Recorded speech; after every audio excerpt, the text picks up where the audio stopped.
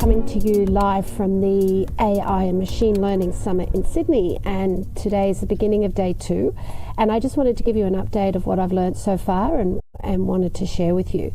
So there's delegates here from all around the world. A lot of the speakers are AI specialists around the world. In addition to, there are people here in Australia from across all ranges of business, from small business to corporates, that are looking to bring AI into their business. And what's really interesting is Accenture has stated that only 80% of companies in Australia have either implemented or are planning on implementing any form of AI into their business. Now, when we talk about AI, what we mean by that, there's the machine learning, there's data analytics, there's automation, and so these are the deep learning. So these are the main areas, and there's some amazing things that some companies are doing, particularly around the data analytics. So what they're doing is looking at from a predictive point of view. So say, for example, an insurance company is looking at photographs of all previous accidents and analysing and predicting what type of clients would have accidents in the future, and so therefore they can tailor more their policies and that type of thing. Now, what's really interesting is that it's not something that they immediately bring in. So it's on an 8-month trial at the moment, and they've definitely seen that the processing of that data is considerably faster and more useful, but they've still yet to ascertain if it's considerably more different than having their normal analysts doing it, and so whether they would bring it in on a full-time basis. There's also companies that are using it in their customer service area.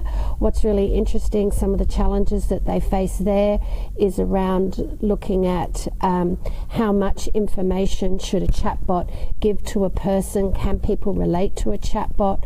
What if the chatbot makes a mistake? Where does the liability happen for that?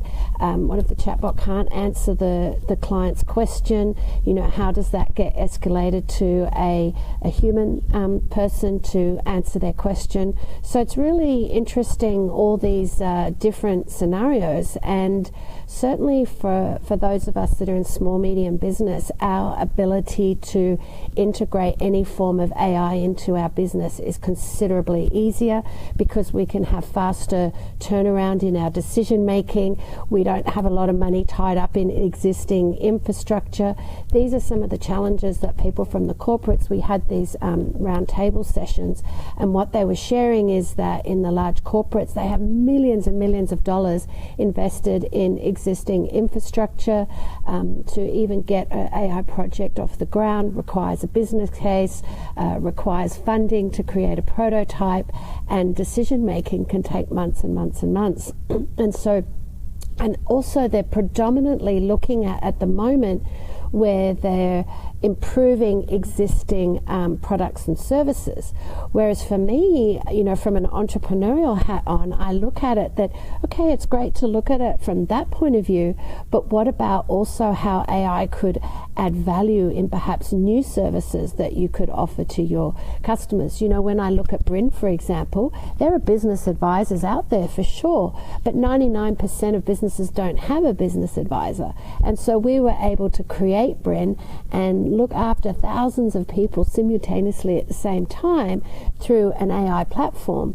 Now, no business advisor could do that on their own, just taking calls and speaking to people, even through webinars, it wouldn't be possible.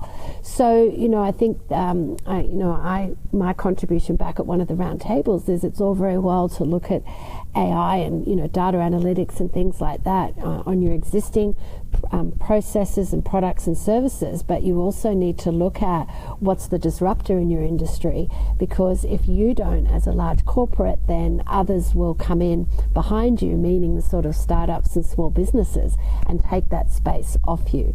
So it's been really interesting. There's not many companies on display here. That's not what this particular conference is about.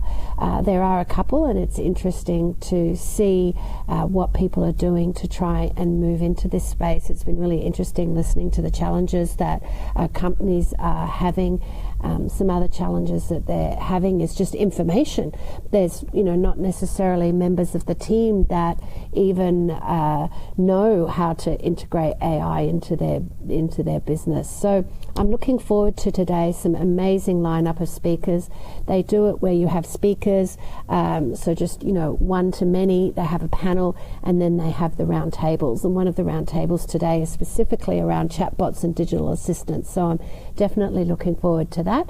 And I will come online later again today and give you more of an update. So if you're listening to this and you don't know about Bryn and how we can help you with your own chatbots or digital assistants for your own businesses, by all means messenger me or email myself or our CEO Dal Beaumont. It's just our first name last name at bryn.ai, and we'd love to chat with you about how we can help you get up to the latest and greatest and be one of the first in Australia to get onto the AI wave.